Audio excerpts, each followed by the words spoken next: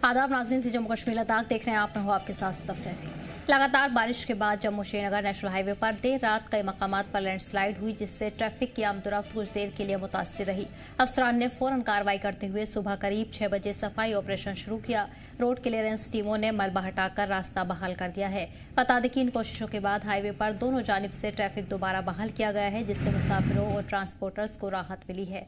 अफसरान ने मुसाफिरों को एहतियात बरतने की सलाह दी है, क्योंकि लगातार बारिश से हसास इलाकों में दोबारा लैंडस्लाइड का खतरा बना हुआ है। पूरा दिन बारिश होने के कारण जो है देर रात जम्मू श्रीनगर कौमी शाहराह पे कई जगहों पर जो है बोसकलनवा, रामबंद और बनिहाल के एरिया में कई जगहों पर जो है लैंडस्लाइड हुई। और सुबह 5 बजे से ही जो है इंतज़ामिया उन्होंने मशीनरी लगा दी और जम्मू श्रीनगर कौमी शाहराह को खोल दिया गया है। इस वक्त जो है दोनों साइड से, जम्मू से श्रीनगर और श्रीनगर से जम्मू नेशनल हाईवे पे गाड़ियां दोनों साइड से रवा दवा हैं। माल बरदार गाड़ियां, पैसेंजर गाड़ियां आज सुबह 6 बजे बिल्कुल क्लियर करने के बाद जो है गाड़ियों को जो है चलने की इजाज़त दी गई। इस वक्त मैं मौजूद हूँ जम्मू श्रीनगर कौमी शाहराह पे और दोनों साइड से जो है पैसेंजर गाड़ियाँ और माल बरदार गाड़ियाँ जो है अपना अपना सफ़र कतार कर रही है। मैं खुर्शीद अहमद, जी मीडिया के लिए NH44 रामन से। इसी पर जानकारी के लिए हमारे नुमाइंदे खुर्शीद जुड़ गए हैं। खुर्शीद, फिलहाल किस तरह की सूरत हाल बनी हुई है? जम्मू श्रीनगर नेशनल हाईवे पर ट्रैफिक बहाल कर दिया गया है।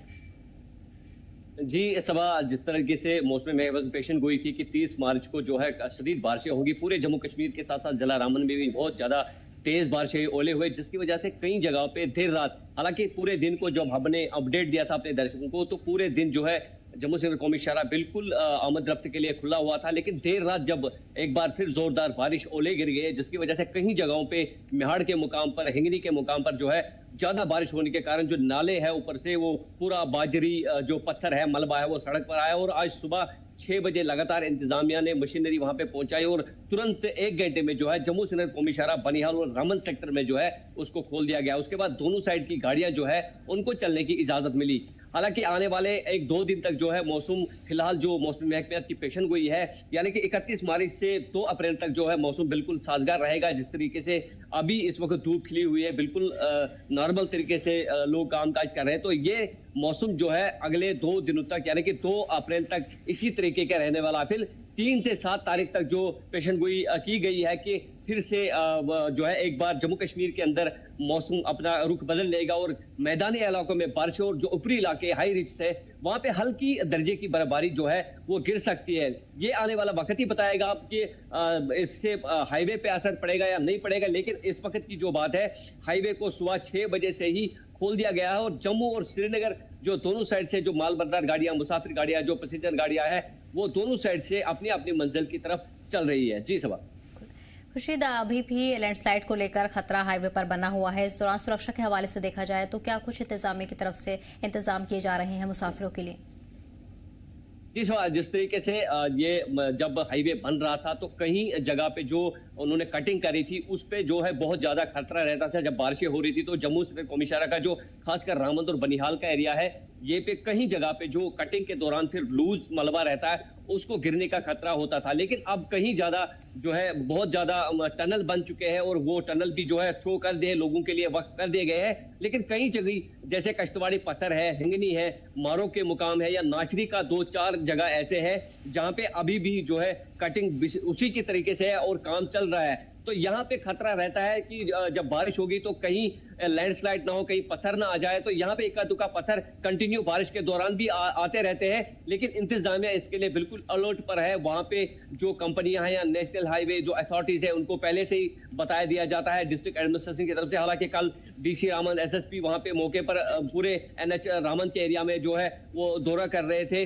तो उन जो कंपनीज है, मशीनरी है, उनको पहले से ही बताया दिया जाता है कि मशीनरी अपनी जो है इन खास पॉइंट ऊपर, जो कुछ पॉइंट है जहाँ पे लैंडस्लाइड होने का खतरा रहता है, तो वहां पे पहले से ही मशीनरी तैनात रहती है। और आने वाले जो मुसाफिर होते हैं या दोनों साइड से जो सफर कर रहे हैं मुसाफिर, उनको ये हिदायत दी गई कि जब भी सफर करेंगे, हालांकि बारिश के दौरान अब धूप है, लेकिन वो जो बहुत ज्यादा बारिश गिरने के कारण जो है मलबा कहीं लूज हुआ या पत्थर जो है जो ढीले हो गए वो कहीं भी गिर सकते हैं, या वाइब्रेशन के दौरान बड़े बड़े जो ट्राले आ रहे हैं तो हाईवे के ऊपर कई जगहों पर जो वाइब्रेशन होता है उसके जरिए भी जो है फिर लूज जो पत्थर होते हैं वो आते हैं। तो उन्हें जो है कड़ी से कड़ी ये अपील की गई कि हाईवे के दौरान खास ख्याल रखें और एहतियात से ड्राइव करें, कोई स्पीड से ड्राइव ना करें, ताकि अपनी भी जान बचे और जो पैसेंजर है उनकी भी जान बची रहे। जी सवाल।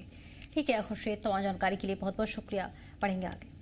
वहीं कश्मीर वादी में पिछले कई दिनों से मौसम का मिजाज बदला हुआ है। पहाड़ों पर बर्फबारी हो रही है, जबकि मैदानी इलाकों में बारिश का सिलसिला जारी है। कई इलाकों में ओले भी गिरे हैं, जिससे बागात को काफी नुकसान पहुंचा है। बारिश और बर्फबारी की वजह से दर्जा हरारत में भी गिरावट आई है। ऐसा लग रहा है कि फिर से सर्दियों जैसा माहौल लौटा है। सख्त ठंड की वजह से लोगों ने दोबारा गर्म कपड़े पहनना शुरू कर दिया है। वहीं दरियाए झेलम समेत कई नदियों में पानी की सतह भी बढ़ रही है। लगातार बारिश के सबब जम्मू कश्मीर के कई मकामात पर लैंडस्लाइड भी हुई है।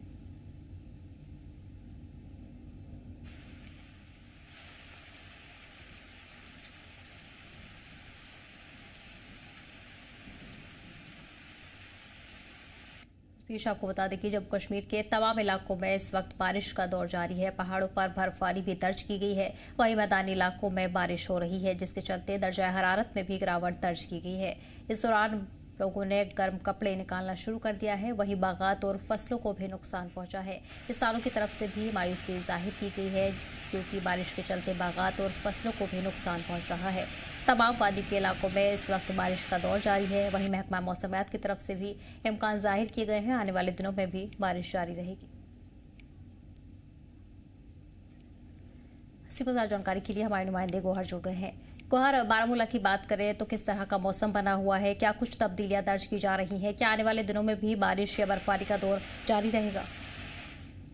बिल्कुल सदैव आपको बताते चले कि नॉर्थ कश्मीर बारामूला की अगर बात करें तो यहाँ पर जो 31 मार्च तक यहाँ पर प्रेडिक्शन की गई थी मेट्रोलॉजिकल डिपार्टमेंट की तरफ से कि यहाँ पर काफ़ी ज़्यादा बारिशें होंगी, तो आज रात भी यहाँ पर नॉर्थ कश्मीर बारामूला में के प्लेन्स में जो है काफ़ी ज़्यादा तेज़ बारिश हो रही थी। और आज सुबह जब यहाँ पर गुलमर्ग सब डिवीजन की बात करें तो यहाँ पर सब लोग सुबह नींद से उठे तो गुलमर्ग का जो अफरवट पहाड़ी है, सनशाइन पीक है या कोंगडोर है, वो बिल्कुल एक नई सफ़ेद चादर जो है स्नो की वो वहाँ पर बिछी हुई थी, सफ़ेद चादर से लिपटा हुआ था। तो लगातार आज सुबह तक यहाँ पर मैदानी इलाकों में बारिशें हो रही थी और जो गुलमर्ग के पहाड़ी इलाके वहाँ पर बर्फबारी हुई है, जिससे यहाँ पर बर्फबारी की वजह से सयाहों का रश तो बढ़ता ही नजर आ रहा है। मगर बर्फबारी की वजह से कहीं न कहीं यहाँ पर के जो किसान है उनके चेहरों पर मायूसी है, क्योंकि यहाँ पर जो इस मौसम में यहाँ पर दवाई लगाई जाती है सेब के बागान में या चेरी का फ्रूट जो सबसे पहले तैयार होता है, यहाँ पर बीज बोए जाते हैं, यहाँ पर जो सब्जियों के बीज होते हैं, तो उनमें कहीं न कहीं डिले हो गया और उस हवाले से यहाँ पर बारिश की वजह से काफी दिक्कतें किसानों को देखने को मिल रही है।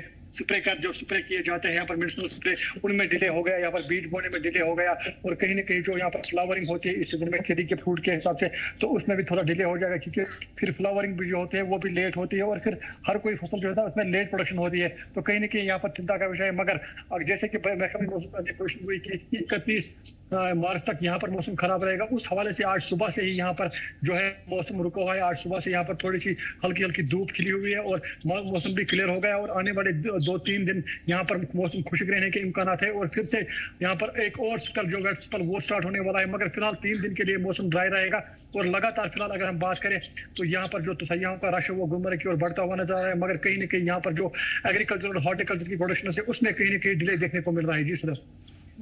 और इसी के साथ साथ सयाहों के हवाले से अगर बात करें तो कितनी आमद इस सीजन में दर्ज की जा रही है? जिस तरह मौसम में लगातार तब्दीली हो रही है, क्या सयाहों की भी आमद में इजाफा हो रहा है?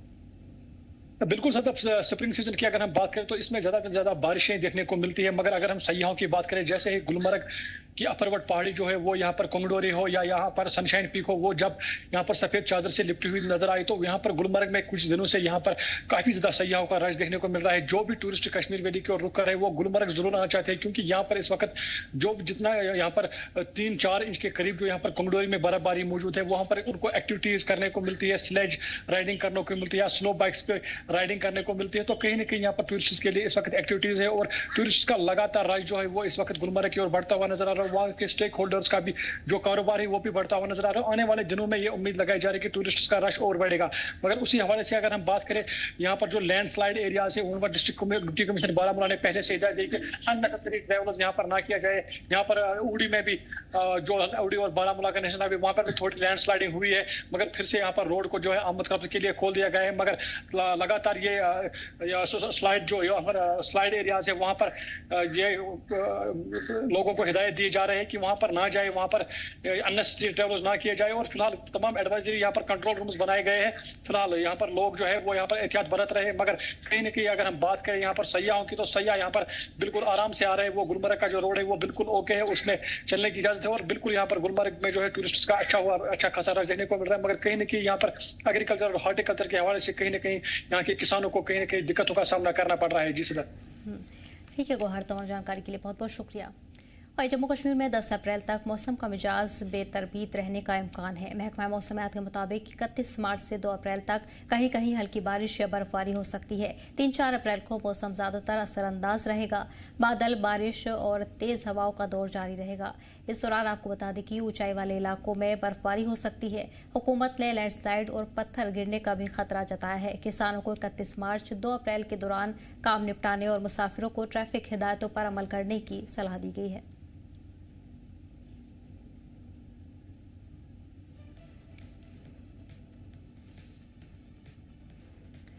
इसी पर जानकारी के लिए हमारे नुमाइंदे मीरवा जुड़ गए हैं। मीरा, लगातार मौसम में तब्दीली देखने को मिल रही है और इस दौरान क्या कुछ एडवाइजरी सुरक्षा के हवाले से जाहिर की गई है? कई मकामात पर लैंडस्लाइड का भी खतरा जाहिर किया गया है। जी बिल्कुल, जिस तरह से अभी करंटली मेट्रोलॉजिकल डिपार्टमेंट की फोरकास्टिंग हुई है या प्रेडिक्शंस जाहिर की गई हैं, उसके मुताबिक हमें एटलीस्ट आने वाले एक हफ्ते में जो है मौसम की डिस्प्लेसमेंट या डिस्टर्बेंस जो है वो डेफिनेटली देखने को मिलेगी।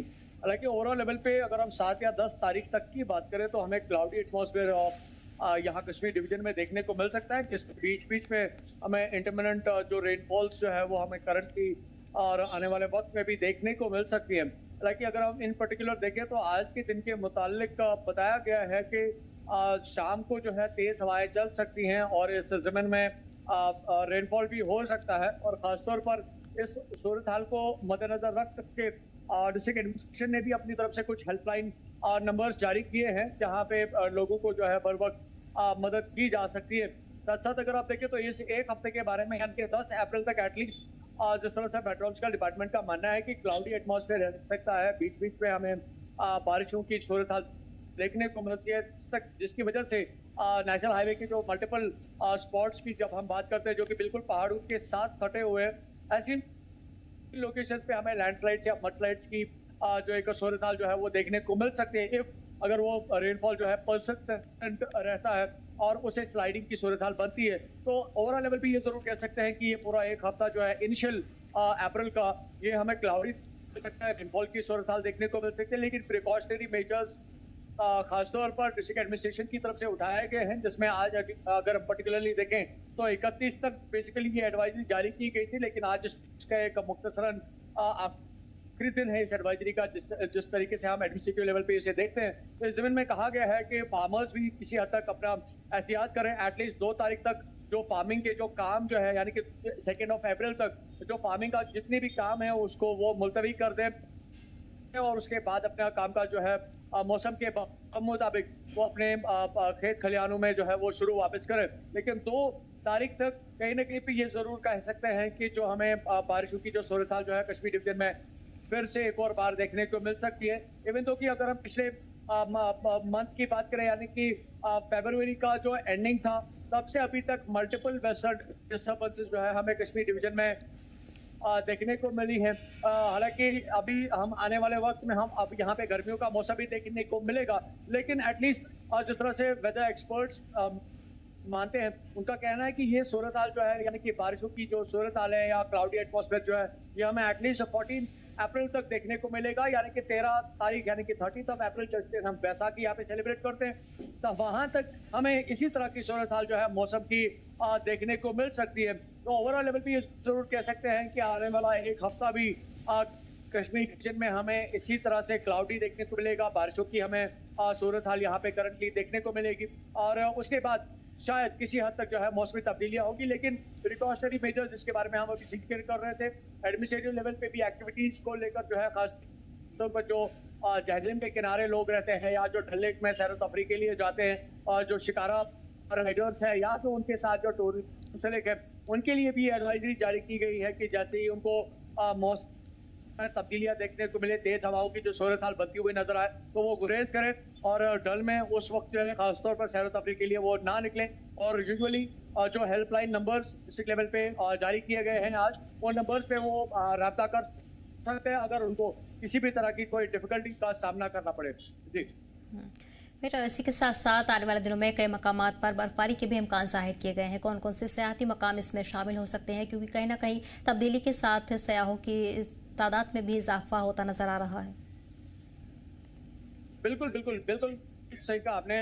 अभी अगर करंटली देखें तो जिस तरह से प्लेन एरियाज के बारे में जिक्र किया गया है कि हमें यहाँ पे जो 1% जो है देखने को मिल सकती है, लेकिन जब हम हाई प्लेन एरियाज की बात करते हैं, हिली के एरियाज की बात करते हैं या आइसोलेटेड जो लोकेशंस हमारे कश्मीर डिवीजन की अगर हम उनकी बात करें, तो वहाँ पे पॉसिबिलिटी बताई जा रही है कि वहाँ पे स्नोफॉल हो सकता है।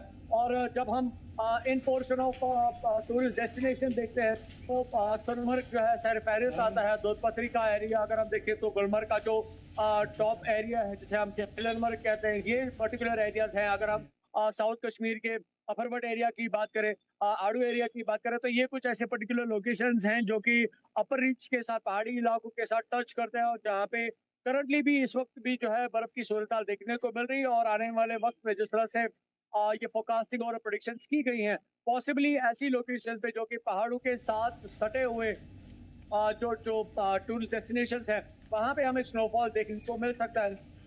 हालांकि ये एक एंडिंग सूरत हाल बनती है जब हम स्नोफॉल की बात करते हैं, तो ये आखिरी दिन या आखिरी हफ्ते जो है जब हमें इस तरह की स्नोफॉल की जो सूरत हाल जो है कश्मीर में देखने को मिलेगी। लेकिन इसके बाद जैसे ही अब मार्च के इस इख्तिताम के बाद अब अप्रैल की शुरुआत हो रही है और मिड अप्रैल जब इख्तिताम होगा तो हमें शायद ही फिर उसके बाद स्नोफॉल देखने को मिलेगा। जिस तरह से के रिवायती और ट्रेडिशनल एक पैटर्न रहता है यहाँ पे मौसम का, तो ये जितने भी अभी दिन हैं काफी कीमती हैं स्नोफॉल के हवाले से। और खासतौर पर अगर हम इन टूरिस्ट डेस्टिनेशंस की बात करें तो जहाँ जहाँ पे भी बर्फ होती है तो ये काफी कह सकते हैं कि काफी कीमती है। शायद ही इसके बाद हमें एक पूरे साल एटलीस्ट जब तक विंटर फिर से नहीं आते हैं तब तक हमें फिर से स्नोफॉल जो है बहुत कम देखने को मिलेगी जब हम हायर रीच की बात करते हैं, अपर एरियाज की बात करते हैं और खासतौर पर इन एरियाज में टूरिस्ट डेस्टिनेशंस की बात करते हैं। जी ठीक है अमीर उमर, तमाम जानकारी के लिए बहुत बहुत शुक्रिया।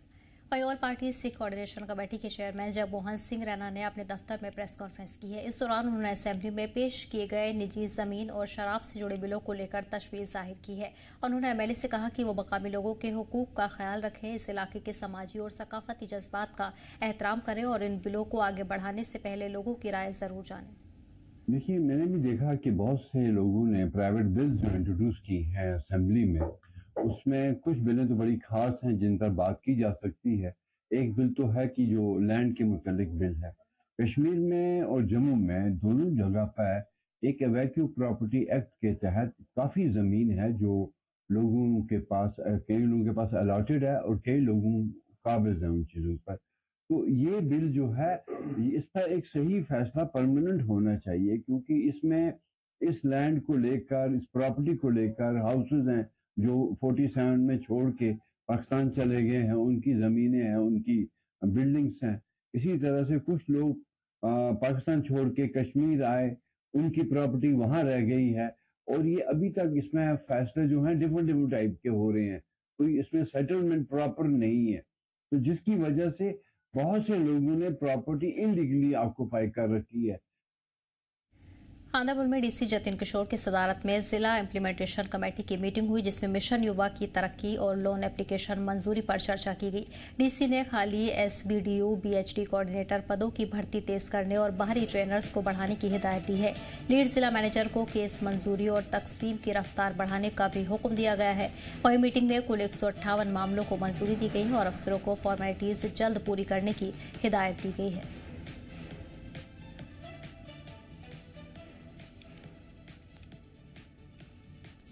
Food and supply minister Satish Sharma ने एलपीजी की जमाखोरी पर मीडिया से बातचीत की है। उन्होंने कहा कि जो लोग इन हालात में जमाखोरी कर रहे हैं वो किसी देशद्रोही से कम नहीं है। वहीं उन्होंने कहा कि हमने कुछ पेट्रोल पंप और गैस एजेंसियों को 6 से 7 लाख का जुर्माना लगाया है।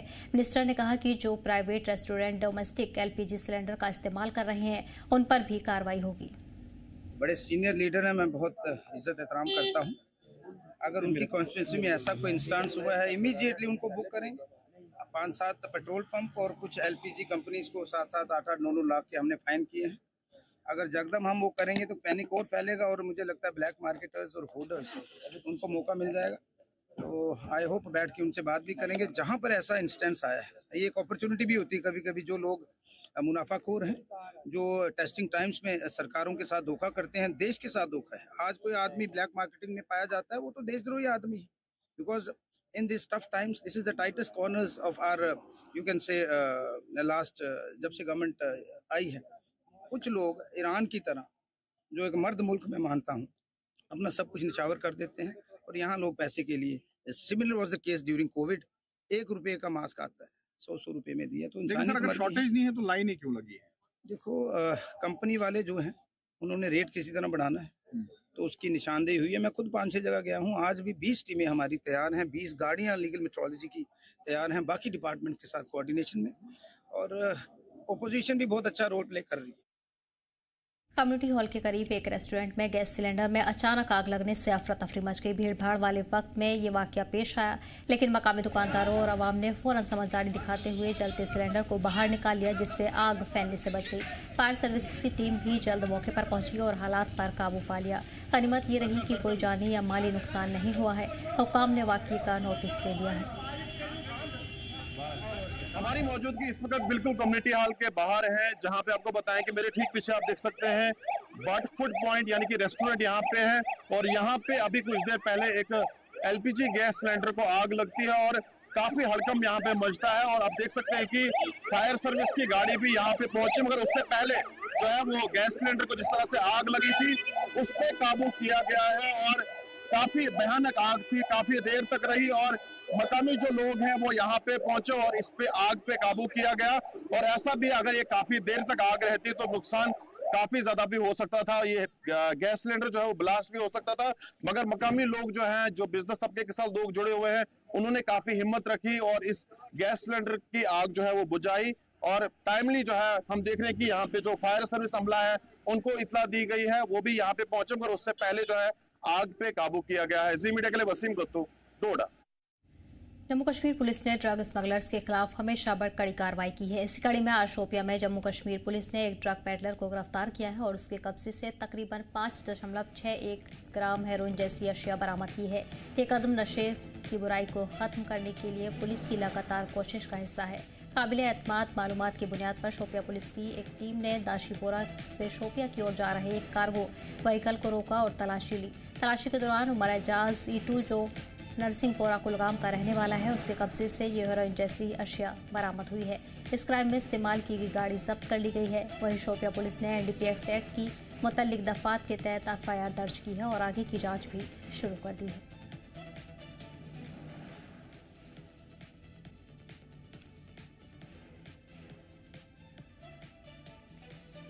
इंतजामिया का कहना है कि इत्तला देने वालों की पहचान पूरी तरह से खुफिया रखी जाएगी।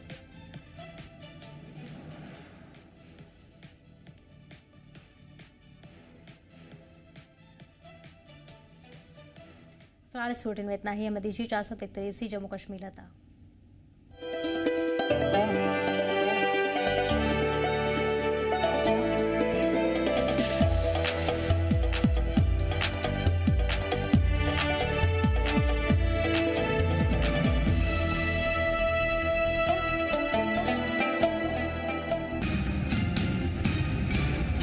जम्मू की धड़कन, कश्मीर की पहचान, लद्दाख की सादगी, भारत की शान।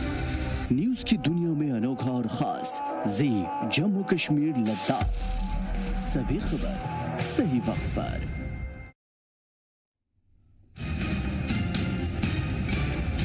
जम्मू की धड़कन, कश्मीर की पहचान, लद्दाख की सादगी, भारत की शान। न्यूज की दुनिया में अनोखा और खास जी जम्मू कश्मीर लद्दाख। सभी खबर सही वक्त पर।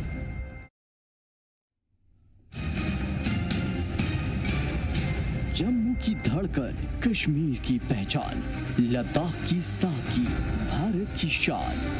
न्यूज की दुनिया में अनोखा और खास जी जम्मू कश्मीर लद्दाख। सभी खबर सही वक्त पर।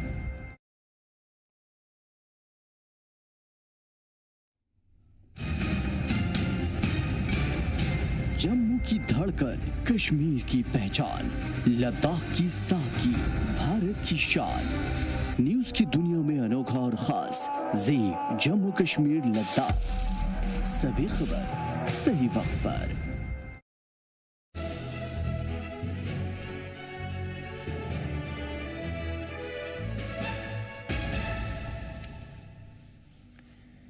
आदाब नाज़रीन, जम्मू कश्मीर लद्दाख देख रहे हैं आप। मैं हूं आपके साथ सदफ सैफी। बुलेटिन की शुरुआत करेंगे बड़ी खबर के साथ। पाकिस्तान में तूफान ने भारी तबाही मचा दी है। पाकिस्तान में तूफान से 17 लोगों की मौत हो चुकी है। बता दें कि खैबर पख्तूनख्वा में तूफानी कहर जारी है। मरने वालों में 14 बच्चे भी शामिल हैं। तूफान में कई घर तबाह हो चुके हैं। बता दें कि तूफान में कई घर पूरी तरह से तबाह हो चुके हैं। और तूफान की तस्वीरें भी सामने आ रही हैं, जहां चारों तरफ तबाही का मंजर देखने को मिल रहा है। पाकिस्तान के हवाले से बड़ी जानकारी आपको दे रहे हैं, जहां पाकिस्तान में तूफान ने भारी तबाही मचाई हुई है। पाकिस्तान में तूफान से 17 लोगों की मौत हो गई है। खैबर पख्तूनख्वा में तूफानी कहर लगातार जारी है। इस दौरान मरने वालों में 14 बच्चे भी शामिल हैं। तूफान में कई घर तबाह हो चुके हैं। इस भारी तूफान में कई घर जमींदोज हो चुके हैं। तो लगातार तबाही यहाँ देखने को मिल रही है, जहाँ बताया जा रहा है कि 17 लोगों की इस तूफान में मौत हो चुकी है। वहीं मरने वालों में 14 बच्चे भी शामिल हैं। खैबर पख्तूनख्वा में ये तूफान की तस्वीरें हैं, जहाँ लगातार तूफानी कहर देखने को मिल रहा है।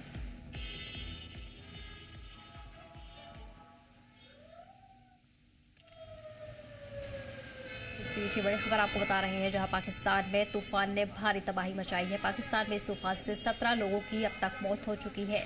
खैबर पख्तूनख्वा में तूफानी कहर देखने को मिल रहा है। मरने वालों में 14 बच्चे भी शामिल हैं। इस दौरान इस भारी तूफान में कई घर भी पूरी तरीके से तबाह हो चुके हैं। तूफान के चलते कई घर जमींदोज हो चुके हैं और लगातार मरने वालों की जो तादाद है वो भी बढ़ती जा रही है। फिलहाल अभी तक 17 लोगों की मौत हो चुकी है। वहीं इसमें 14 बच्चे भी शामिल बताए जा रहे हैं।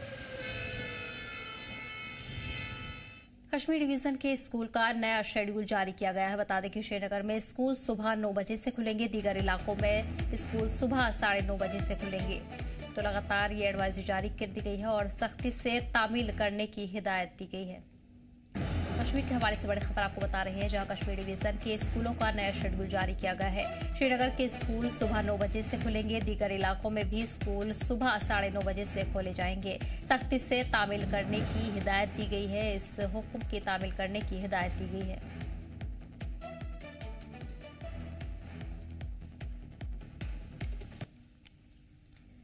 तो मैं आपको बताते चले कि कश्मीर डिवीजन के स्कूलों का नया शेड्यूल जारी किया गया है। श्रीनगर के सभी स्कूल सुबह 9 बजे से खुलेंगे। वहीं दीगर इलाकों में भी शेड्यूल जारी कर दिया गया है। दीगर इलाकों में स्कूल सुबह 9:30 बजे से खुलेंगे। सख्ती से तामील करने की भी हिदायत दी गई है। वही तस्वीर आपको दिखा रहे हैं, जहां स्कूलों के खुलने को लेकर तलबा में भी खुशी देखी जा रही है। कश्मीर डिवीजन के स्कूलों के लिए ये नया शेड्यूल जारी किया गया है, जिसमें श्रीनगर के सभी स्कूल शामिल हैं। श्रीनगर के स्कूल सुबह 9 बजे खुलेंगे। इसी के साथ साथ दीगर इलाकों में भी स्कूल सुबह 9:30 बजे से खुलेंगे। इसके साथ जानकारी के लिए हमारे नुमाइंदे आकिब जुड़ गए हैं। आकिब, स्कूलों के लिए नया शेड्यूल जारी किया गया है, किस तरह से इसे फॉलो करने की हिदायत दी गई है और क्या कुछ तब्दीली इसके अकॉर्डिंग देखने को मिलेगी? बिल्कुल सदक, कल शाम को डायरेक्टर स्कूल एजुकेशन कश्मीर की तरफ से एक हुक्मनामा जारी हुआ है और उस हुक्मनामे के मुताबिक जो स्कूल श्रीनगर म्युनिसिपल लिमिट्स के अंदर आते हैं उनकी टाइमिंग एक रखी गई है और जो स्कूल श्रीनगर म्युनिसिपल लिमिट्स के बाहर यानी कि वादी कश्मीर के दूर दराज इलाकों में या श्रीनगर के बाहर के स्कूल से उनकी दूसरी टाइमिंग रखी गई है।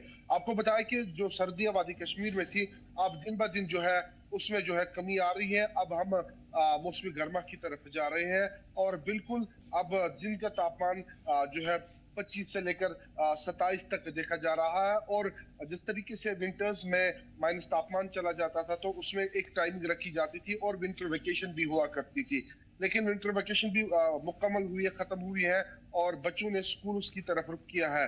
और जो स्कूल श्रीनगर म्युनिसिपल लिमिट्स के अंदर है उनकी टाइमिंग सुबह 9 बजे से लेकर 3 बजे तक है, यानी कि 9 बजे क्लास स्टार्ट होगी, 3 बजे तक जो है क्लास वो चलेगा। और उसके बाद जो स्कूल श्रीनगर म्युनिसिपल लिमिट्स के बाहर है उनकी टाइमिंग 9:30 से लेकर 3:30 बजे तक रखी गई है। और ये इकोवैन 2014 में खरीदी गई 1,90,000 किलोमीटर ऑन रोड, एक एम्बेसडर पुरानी है 2 लाख किलोमीटर चल चुकी है, लंगड़ के चलती है। जनाब कल आपने देखा, यहाँ रियाज साहब ने भी कहा कि SDH बिजबिहारा या बिजबिहारा का नाम लेते हुए वहाँ जी उन्होंने 9,000 रुपया किया है HDF वालों को। सर वो आकाशी करता है कि वहाँ पे फुटफॉल और पेशेंट्स का कितना दबाव है और उससे रेवेन्यू जनरेट होता है। जो RKS की हमारी मीटिंग्स होती है उसमें SDM से लेके बहुत सारे लोग बैठते हैं, ऑफिसर्स, रेस्पॉन्सिबल ऑफिसर्स, और डिसाइड करते हैं। मैं ये वही बात, सवाल ही एम्बुलेंस की मैं बताना चाह रहा हूँ कि इतना रेवेन्यू है, इतने पेशेंट्स का लोड है। बिजबिहारा एक जंक्शन पे है, एक तरफ से इमरजेंसी के नेशनल हाईवे के जितने भी एक्सीडेंट्स होते हैं यहाँ पे आते हैं, यहाँ से रेफर होते हैं सोरा, डिफरेंट मेडिकल कॉलेज को रेफर होते हैं, और 1.5 एम्बुलेंस है वहाँ, एक खराब एक छोटी वैन। तो जनाब सरकार ने पहले ही 22 एम्बुलेंसेस खरीदी है। Registration of 22 critical ambulances of directorate health services Kashmir funded by World Bank regarding their of 3 अलग अलग ऑर्डर हुए हैं। एडमिनिस्ट्रेटिव डिपार्टमेंट का ऑर्डर है, हमसे पहले ऑर्डर हुए हैं, और उसमें in reference to our communication regarding 22 critical care ambulance funded by World Bank, the funds for registration fees and token tax in shape of demand draft favouring regional transport officer Jammu are required from the following quarters out of HDF fund available with them. ये कौन कौन है? ये order है, ये government order है। ये है जनाब मेडिकल सुपरिटेंडेंट रैनावारी, मैं सिर्फ नाम पढ़ूंगा। District hospital Pulwama, district hospital Budgam, district hospital Kulgam, district hospital Shopian, district hospital Bandipora, superintendent district hospital Ganderbal, medical superintendent sub district hospital Bijbehara, propose for district hospital. Number of ambulances 2, amount required 4,33,460 in the shape of 2 demand drafts, each amounting to 2,116,730 demand draft. ये है मेरे पास sir, दे दिया है sir, मेरे complete करने दें। SDH Kupwara, Sopore और chief accounts officer directorate of health services 11 नाम, और कहीं दोनों एम्बुलेंसेज वहां नहीं आई। और हालात ये है, तवक्कात है, मेरी बहन है वहां पे, कैबिनेट मिनिस्टर, लोगों को पता है रिश्ता हमारा बहन भाई का है, आई तकरीर भी किया, मेरा भाई है, बहन है, तो बहुत सारे तवक्कात वाबस्ता है। और अगर इन तवक्कात में भी हमारी प्रॉब्लम्स वहां पे होगी। सवाल आया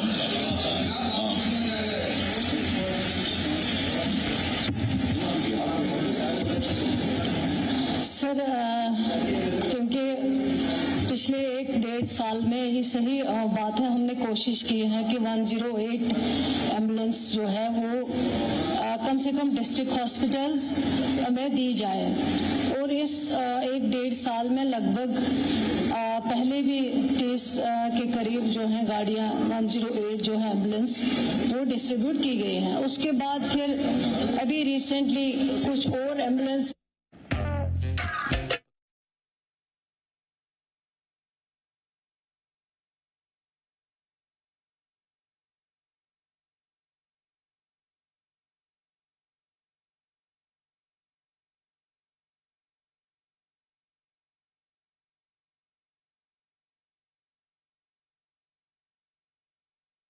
से जो ग्राउंड से जो रिपोर्ट आई है, और director health services Jammu, director health services Kashmir ने आइडेंटिफिकेशन की है कि किन किन एरियाज में ज्यादा नीड है। एरिया है जैसे कुकरनाग है, वहां दी गई, क्योंकि वहां का पेशेंट जब अनंतनाग पहुंचेगा, खुदा न खास्ता अगर कोई हार्ट अटैक वाला होगा या ब्रेन हेमरेज वाला होगा, उसको गोल्डन आवर 1 घंटा होता है, उस गोल्डन आवर में उसको हॉस्पिटल पहुंचाना होता है। तो कुकरनाग वाले के लिए एम्बुलेंस इसलिए दे दी गई ताकि दूर दराज इलाका है। बिजबिहारा में इसलिए इन्होंने आइडेंटिफाई इस वक्त नहीं किया है, क्योंकि जो ये बता रहे हैं कि वो गाड़ी भी खराब है, ऑलरेडी 4 है, लेकिन किस कंडीशन में है वो तो पहले आइडेंटिफाई करना पड़ता है। अगर कोई खराब कंडीशन में होगी तो वहां के HOD को लिखना पड़ता है कि मेरी गाड़ी जो है हॉस्पिटल की वो खराब कंडीशन में है, वो पेशेंट लोड नहीं ले जा सकती है, वो लिखना पड़ता है। और फिर डिपार्टमेंट उसके बाद ट्रांसपोर्ट डिपार्टमेंट को लिखता है कि ये गाड़ी अगर कंडेम करनी है तो ये आप इसको इंस्पेक्शन या जो भी फॉर्मेलिटी है वो पूरा कर लीजिए। इसी तरह अगर कुपवारा साइड में दी गई गाड़ी तो उसका मेन मकसद ये किए हैं कि पेशेंट केयर जब भी जरूरत हो वो जल्दी से मेन हॉस्पिटल तक पहुंच पाए। बिजबिहारा का सबसे एक